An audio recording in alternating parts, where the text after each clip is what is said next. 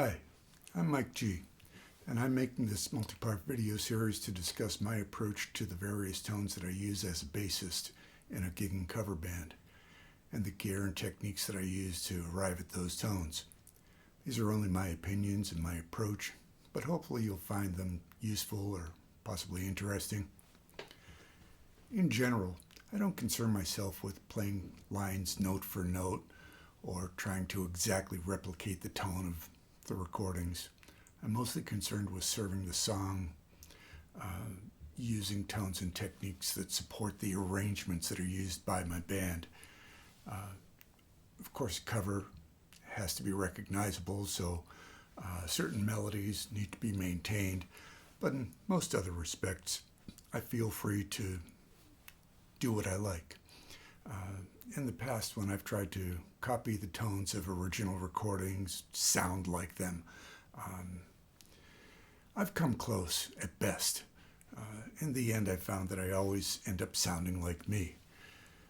So I've decided just to embrace my own tone, my techniques, and that's really worked well for me. So, to start things off, I'm going to review the gear that I use. So let's get started. This is my studio where I do most of my practicing, and sometimes we have rehearsals here. So let's start by reviewing the basses that I use when I'm playing with the band.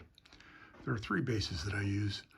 My number one is a Geddy Lee jazz bass with Ernie Ball regular slinkies. It's tuned to standard tuning in E, and it has a hip shot bass extender for drop D tuning. Next is a Fender Aerodyne Jazz. This is also using Ernie Ball slinkies, but is tuned to E flat in standard tuning. And lastly is a Fender P-Bass Special Deluxe, and this is strung with Rotosound flats and is in standard tuning. The amp that I use is a Mesa WD800. The EQ controls on this make it a very versatile amp. You'll see that it has parametric EQ as well as a high pass filter and basic mid, treble, bass tones. I typically like to run my input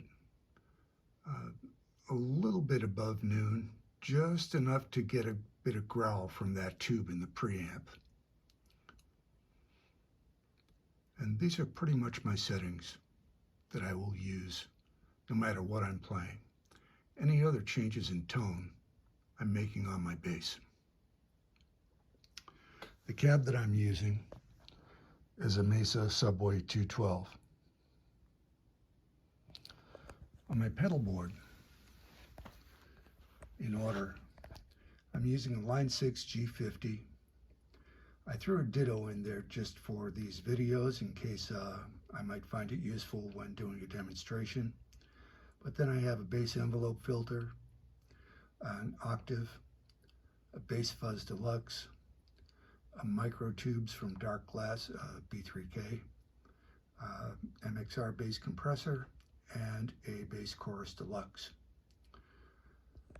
The reason I put the compressor near the end of the chain is that I've found that the envelope filter and the micro tubes in particular are driven off of my playing dynamics. So the harder I play, if I'm a little more aggressive, then I get more distortion from the micro tubes. The softer I play, the less distortion, so it becomes more clean. And similarly with the envelope filter, the harder I play, the greater the effect. The softer I play, the less the effect. Putting the compressor in front of those will limit my ability to use those dynamics. So this is the gear that I use, and my next video I'll be showing you how I actually use this stuff to play songs. So I look forward to seeing you in the next one. Bye.